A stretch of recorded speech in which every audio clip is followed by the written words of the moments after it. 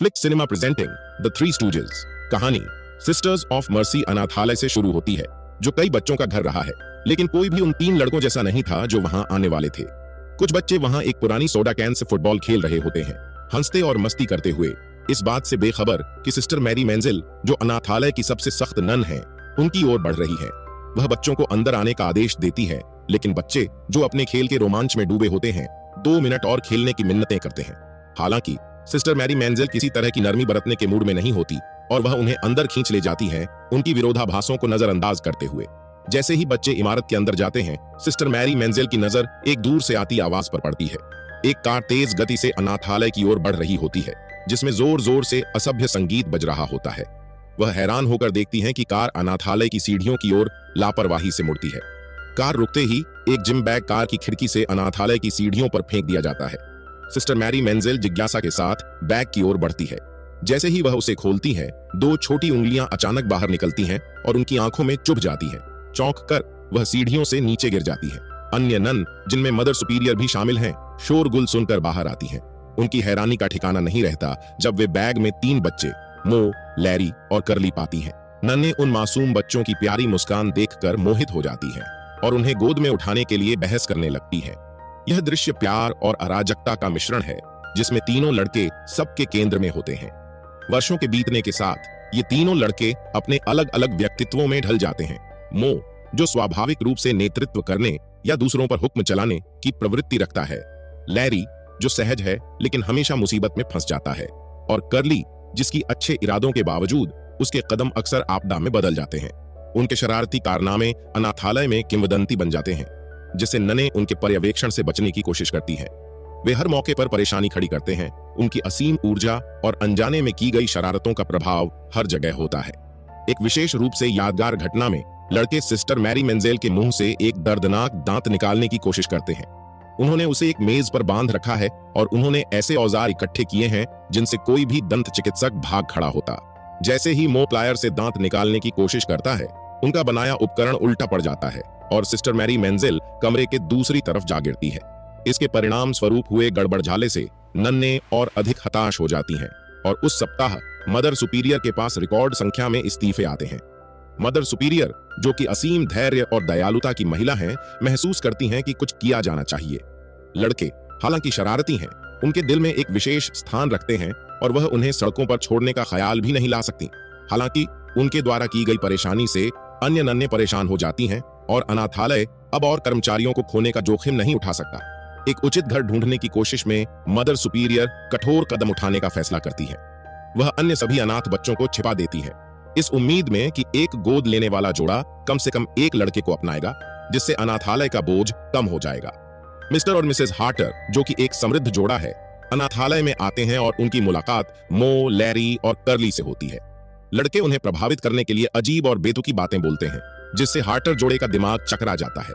हालांकि जब ऐसा लगता है कि जोड़ा उनमें से एक को अपनाने वाला है, तो टेडी नामक एक प्यारा और मासूम बच्चा कमरे में आता है। उसकी मीठी मासूमियत हार्टर जोड़े का दिल जीत लेती है। काफी विचार विमर्श के बाद हार्टर जोड़ा मो को गोद लेने का फैसला करता है, जिससे मो बहुत खुश होता है। हालांकि जल्द ही उसे एहसास होता है कि इसका मतलब लैरी और करली को पीछे छोड़ना है।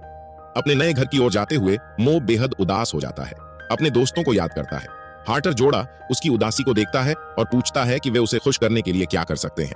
मो, जो कि आंसुओं से भरा होता है, उनसे अनुरोध करता है कि वे लैरी और करली को भी गोद लें, यह बताते हुए कि वह उनके बिना जीवन की कल्पना नहीं कर सकता। मो के इस अनुरोध से हार्टर जोड़ा काफी प्रभावित होता है, लेकिन वे तीनों को गोद लेने के बजाय मो को वापस अनाथालय में छोड़ देते हैं और टेडी को अपने साथ ले जाते हैं। मो, जो अब गहरे दुख में होता है, खुद को एक वस्तु के रूप में महसूस करता है जिसे कोई अपनाकर फिर से छोड़ सकता है। इस अनुभव से मो के दिल पर गहरी चोट लगती है और वह फैसला करता है कि वह कभी भी किसी के इतना करीब नहीं होगा सिवाय लैरी और करली के। 25 साल बाद ये तिकड़ी अब भी अनाथालय में रहती है और अब वे वयस्क हो गए हैं, जो वहां के मजदूरों के रूप में काम करते हैं।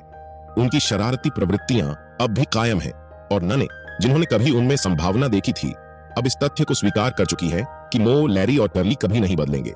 सिस्टर मैरी मेंजिल खास तौर पर उनके कारनामों से तंग आ चुकी हैं और अगर यह उनके ऊपर होता तो वह उन्हें कब का बाहर कर देती।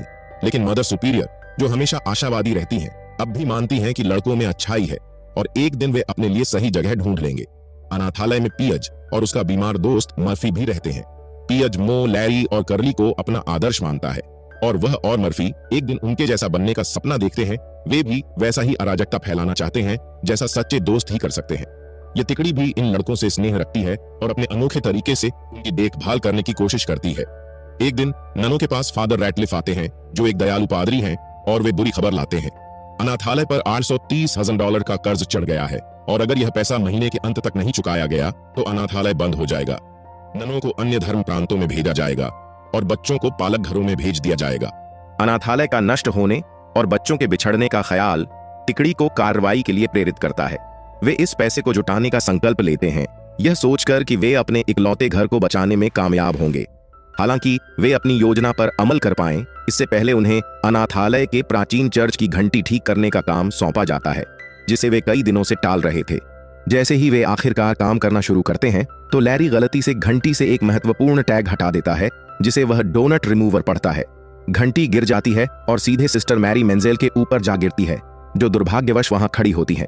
उन्हें बचाने की कोशिश में मो और कर्ली सिर्फ और ज्यादा मुसीबत पैदा कर देते हैं और वे भी सिस्टर मैरी मेंजेल पर गिर पड़ते हैं।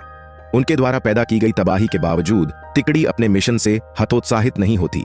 वे नन्नों और बच्चों को भावपूर्ण विदाई देते हैं और पहली बार असली दुनिया में निकल पड़ते हैं। 3 सीटों वाली एक पुरानी साइकिल पर सवार होकर वे अनाथालय की सीमाओं से बाहर निकलते हैं। उनकी दृढ़ संकल्प अडिग रहती है, भले ही उनका संतुलन न हो। नने उन्हें जाते हुए देखती हैं, उम्मीद और चिंता से भरी हुई, प्रार्थना करती हैं कि लड़के बाहरी दुनिया में सफल हो पाएंगे। उनकी यात्रा उन्हें शहर के व्यस्त वातावरण में ले जाती है, जहां वे काम की तलाश शुरू करते हैं। वे सड़कों पर घूमते हैं। हमें $8,30,000 चाहिए, पैसे के लिए काम करेंगे, जैसे पोस्टर पकड़े हुए। उनकी मासूमियत साफ नजर आती है और जल्द ही वे लीडिया नामक एक अमीर और स्वार्थी महिला का ध्यान आकर्षित करते हैं, जो एक खतरनाक योजना बना रही होती है। लीडिया और उसका बॉयफ्रेंड मैक लीडिया के पति को मारने की साजिश कर रहे हैं ताकि वह उसकी संपत्ति का वारिस बन सके। तिकड़ी की मासूमियत और उनकी हताशा को देखते हुए लीडिया फैसला करती है कि वे उसके गंदे काम को अंजाम देने के लिए एकदम सही हैं। लीडिया तिकड़ी के पास आती है और एक भावुक कहानी बुनती है कि कैसे उसका पति मैक गंभीर रूप से बीमार है और वह चाहता है कि उसे नींद में दम घुटाकर मार दिया जाए ताकि वह दर्दनाक मौत से बच सके। वह उन्हें भरोसा दिलाती है कि यह हत्या नहीं मानी जाएगी क्योंकि यह मैक की अपनी इच्छा है। तिकड़ी पैसे कमाने की जल्दबाजी में बिना किसी सवाल के योजना में शामिल हो जाती है। हालांकि उनकी अधीरता उन पर भारी पड़ती है और सही मौके का इंतजार करने के बजाय वे मैक को एक बस के सामने धकेल देते हैं। मैक हवा में उड़ जाता है, फिर एक सड़क सफाई करने वाले वाहन से कुचल जाता है। एक बच्ची अपने पोगो स्टिक से उस पर कूद जाती है और फिर एक अराजक स्ट्रीट फेयर के दौरान एक तीर से उसकी टांग पर गोली लग जाती है। घटनाओं की इस भयावह श्रृंखला के बावजूद मैक किसी तरह बच जाता है और अस्पताल पहुंच जाता है। लीडिया, जो अब अपनी योजना बिगड़ते देख रही होती है, भागने की कोशिश करती है, लेकिन तिकड़ी, जो उसकी मंशाओं से अनजान है, उसका पीछा करती है, अपनी सेवाओं के लिए भुगतान की मांग करती है। लीडिया, जो अब बुरी तरह से घबराई हुई होती है, भुगतान करने से मना कर देती है और इसके बजाय तिकड़ी को मैक को खत्म करने के लिए एक नई योजना बनाती है। तिकड़ी अस्पताल के कर्मचारियों के रूप में भेस बदलकर मो डॉक्टर के रूप में और लैरी और कर्ली नर्सों के रूप में मैक के कमरे में घुसते हैं। हालांकि मैक को मारने की उनकी कोशिश विफल हो जाती है जब वे खुद को अस्पताल के द्वारा करने वाले डॉक्टरों के साथ एक थप्पड़ मारने की लड़ाई में फंसा पाते हैं।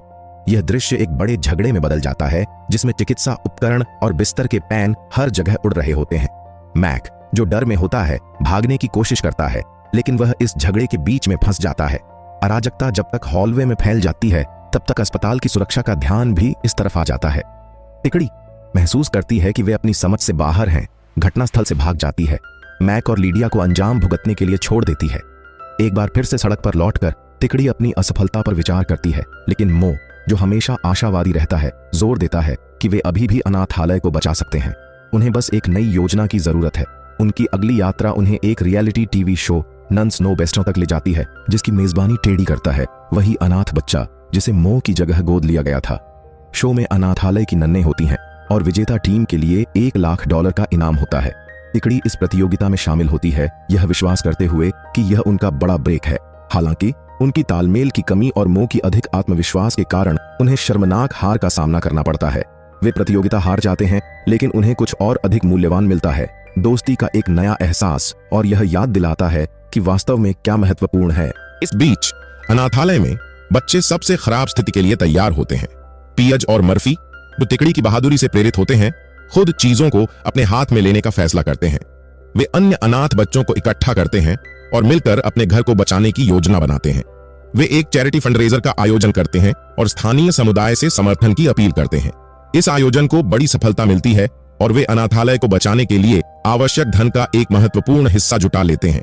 अंत में यह तिकड़ी की शरारतें या योजनाएं नहीं होती जो दिन बचाती हैं, बल्कि बच्चों का प्यार और दृढ़ संकल्प होता है जिन्हें उन्होंने पीछे छोड़ दिया था। तिकड़ी अनाथालय लौटती है और वे अंतिम दान किए जाते हुए देखकर अभिभूत हो जाती हैं। वे अपनी योजनाओं में भले ही सफल न हुए हों, लेकिन उन्होंने बच्चों को खुद पर विश्वास करने और अपने प्यार के लिए लड़ने के लिए प्रेरित किया है।